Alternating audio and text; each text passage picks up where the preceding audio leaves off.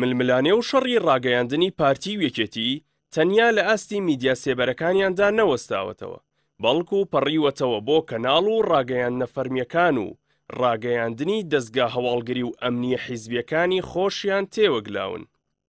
ڕۆژی پێنجشەممە پەیجی دەستگای دژەتیرۆری کوردستان کە سەر بە پارتی دیموکراتی کوردستانە شعرێکی شاعیری گەورەی کورد پیرەمێردی بڵاو کردووەتەوە کە دەڵێت: ئێمە هەر بەوەم ماڵمان وێرانە، کلکی تەورەکە لقی خۆمانە.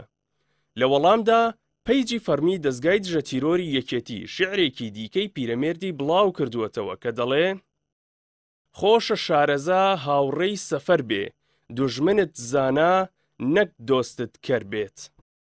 ئەم جۆرە ململانێ ئاسنزمانەی دەستگا فەرمیەکانی پارتی و یەکێتی جگەلەوەی ناڕەزایی و کاردانەوەی بەکارهێنەرانی تۆڕە کۆمەڵایەتیەکانی لێکەوتووەتەوە و هەمووان ئەو دوو دەستگایە لۆمە دەکەن، هاوکات شکۆ و ناوبانگی هەرێمی کوردستانیان لەسەر ئاستی نێودەوڵەتی لەکەدار کردووە و ناسنامەی ڕاستەقینەی قەوارەکەیان شێواندووە. هاوڵاتیان سەریان لە دەسەڵاتدارانی هەرێم سوڕماوە، کاتێک ناکۆکن و شەڕ دەکەن هەرێمەکە بە خۆیانەوە وێران دەکەن، کاتێکیش یەک دەگرن و ڕێک دەکەون گشت بەرووبووم و سامانەکانی تاڵان دەکەن. لە هەردوو حاڵەتی ئاشتی و ناکۆکیشدا زیانمەندی سەرەکی ڕووداوەکان خەڵک و دانیشتوانی هەرێمی کوردستانن، لە شەڕدا بە خوێن و لە ئاشتیشدا بەداهات. بەڕای چاودێران کێشەکانی نێوان یەکێتی و پارتی کێشەی قوڵن و لە پێکدادانی بەرژەوەندیەکانیانەوە سەرچاوەی گرتووە.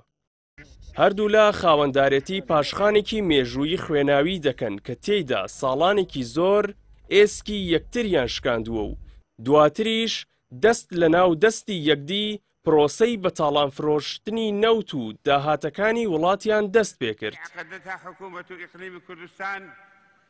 ئێستاش بەدانپێدانانی خۆیان ڕێگەی تەواوی گرفتەکانیان دەچێتەوە سەر تێگیرانی بەرژەوەندیە مادی و سەربازی و سیاسیەکانیان. بەرپرسانی پارتی و یەکێتی نەک نایانەوێ یان نازانن حکومڕانیەکی تەندروستی هەرێمی کوردستان بکەن و قەوارەکە بگەێنە کەناری ئارامی، بەڵکو تەنانەت نازانن چۆن کێکی سامانە لە بن نەهاتوەکانی هەرێم لەت بکەن و داهاتەکانیش پێکەوە بخۆن، چونکە هەر یەکێکیان دەیەوێ بەشەکەی خۆی و هی ئەوی دیکەش بخوات و شەڕە سارد و گەرمەکەشیان هەر لەسەر ئەوەیە.